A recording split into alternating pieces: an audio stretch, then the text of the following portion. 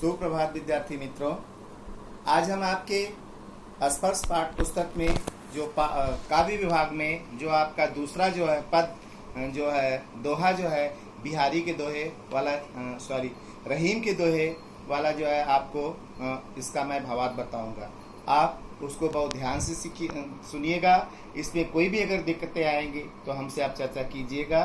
और आपके पाठ्य पुस्तक में रहीम दास जी ने नीति परक और उन्होंने दोहे लिखे हैं। जो पहला दोहा है कि रहीमन धागा प्रेम का मत तोड़ो चटकार, टूटे से फिर ना जुड़े मिले गांठ पड़ जाए। यानी इस दोहे में रहीम दास जी ने प्रेम के अस्तित्व को, संबंध को बताया है कि समाज में मनुष्य जो है एक दूसरे से रिश्ते नाते जो जुड़ता है, अगर एक दूसरे से मिलते हैं तो यह रिश्ता जो होता है प्रेम पर ही चलता है। अगर उन्होंने कहा है कि मनुष्यों, जो प्रेम का जो धागा जो है उसको कभी भी अगर आप में छोटी बटी थोड़ी सी बातों के लिए मनमुटाव हो जाए तो संबंधों के आपके बीच में जो प्रेम का रिश्ता जो है उसको कभी भी प्रेम रूपी धागा को झटके से यानी नाराजगी से यानी थोड़ी बहुत विवाद होने पर उस धागे को चटका करके यानी झटका दे करके नहीं तोड़ना चाहिए। क्योंकि अगर एक बार आपका प्रेम अगर टूट जाएगा तो लाख कोशिश करोगे फिर भी जोड़ने का तो वह नहीं जुड़ पाएगा, क्योंकि पहले जैसा आपके मन के अंदर वह प्रेम का भावना नहीं रह जाएगी, कहीं उसी तरह से नहीं रह जाएगी जिस तरह से एक सामान्य धागे को अगर टूट जाता है तो अगर उसको जोड़ते हैं तो उसमें गांठ आ जाती है। उसी तरह से इस समाज में अगर हमारा संबंध जो है, जो अगर उसमें हमारे प्रेम की जो भावना जो है, अगर किसी बातों को लेकर के अगर मतभेद हो जाए तो अगर हम उसको तोड़ना चाहें तो अगर वो रिश्ते टूट जाता है तो लाख अगर कोशिश करने के बाद भी हमारा वह रिश्ता नहीं जुड़ पाता है। अगर जुड़ता भी है तो पहले जैसे हमारे मन में वह प्रेम नहीं दिखाई देता। इसलिए उन्होंने यह समझाया है कि छोटी छोटी बातों को लेकर के हमें कभी भी आपस में जो ये रिश्ते संबंध को नहीं बिगाड़ना चाहिए, इस प्रेम को नहीं तोड़ना चाहिए।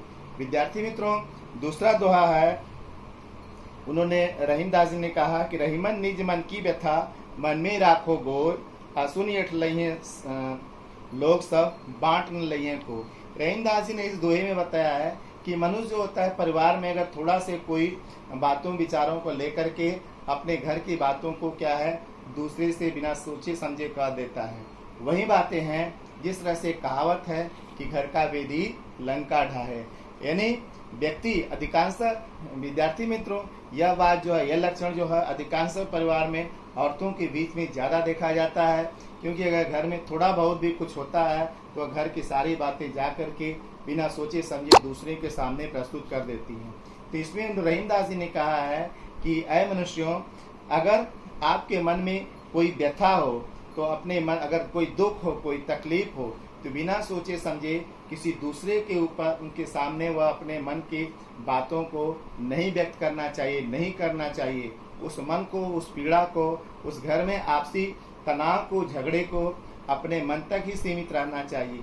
क्योंकि अगर आप बिना सोचे समझे किसी के सामने व्यक्त करते हो तो वह आपके दुख को यानी वह बांटेंगे नहीं, उसका कोई समाधान नहीं करेंगे, बल्कि ये दूसरों से कह कर के आपका हंसी उड़ाएंगे, मजाक उड़ाएंगे और समाज भी आप एक हंसी का पात्र बन जाएंगे। इसलिए ऐ मनुष्य, बिना सोचे समझे अपने घर की बातों को, अपने मन के कष्ट को बिना किसी लोगों पर के सामने प्रस्तुत नहीं करना चाहिए। तो इस दोहे में रहीम दास जी ने मनुष्य को आपसी जो है इस मन के भावों को, विचारों को पर उन्हें बताया है कि ऐ मनुष्य, हर किसी के सामने अपने मन की बातों को नहीं बताना चाहिए। तीसरा दोहा है, उन्होंने बताया विद्यार्थी मित्रों कि एक साधे सब सधे, सब साधे सब हो, रहीमन मूलहि राखी सीचियों फूल फले अघाय। उन्होंने कहा है कि यह मनुष्य जो है वह एक स्थान से दूसरे स्थान यानी एक भगवान से दूसरे भगवान यानी सब देवताओं की क्या है कि पूजा करता है और क्या है मन विक्षिप्त रहता है, यानी कहीं एक पर का है विश्वास नहीं करता है। तो उन्होंने यह सीख दिया है कि ऐ मनुष्य, तुम्हें सिर्फ एक के ऊपर आस्था रखना चाहिए, एक पर विश्वास रखना चाहिए। यदि एक पर आस्था रख करके, किसी एक देव के प्रति आस्था रखकर, एक पर विश्वास करके आप उनकी आराधना करते हो, आप उनकी पूजा करते हो तो आपके सारे काम जो है अपने आप सफल हो जाएंगे। कहें उसी तरह से सफल हो जाएंगे जैसे वृक्ष की जो है जड़ जो है, कहेंगे जड़ में बहुत सारे, उस वृक्ष के बहुत सारे क्या है शाखाएं हैं, मोटी शाखाएं हैं, पतली शाखाएं हैं। उन शाखाओं पर बहुत सारे असंख्य जो पत्तियां हैं, उस पर फूल लगते हैं, फल लगते हैं। तो उन्होंने कहा ये सब वृक्ष के अंग हैं। तो अगर आप उसको जड़ की ही अगर सिंचाई करेंगे, जड़ में ही जल देंगे, तो वह जल जो है वृक्ष के सारे जो है अंगों तक, पत्तियों तक, शाखाओं तक, फल तक, फूल तक पहुंच जाता है। उसी तरह से उन्होंने यह सीख दिया है कि इस संसार में तुम क्या है कि एक ही देव की आराधना करो, एक ही पर विश्वास करके आप उनकी पूजा करो, जिससे तुम्हारे सारे काम जो है वह सफल हो जाएंगे। तुम्हें जो है यहाँ वहाँ जो है आपको दौड़ने की जरूरत नहीं है।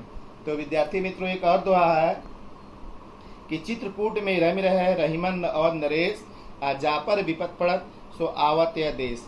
इसमें बिहारीदास जी ने रहीम कवि ने यह बात बताया है कि चित्रकूट एक ऐसा जो धार्मिक स्थल है कि वहाँ का वह रमणीय स्थल है, वहाँ की प्राकृतिक शोभा जो है इतनी अच्छी है कि वहाँ पर अगर कोई भी व्यक्ति जो जाता है तो उसका क्लेश जो होता है वह मिट जाता है, मन को शांति मिलती है।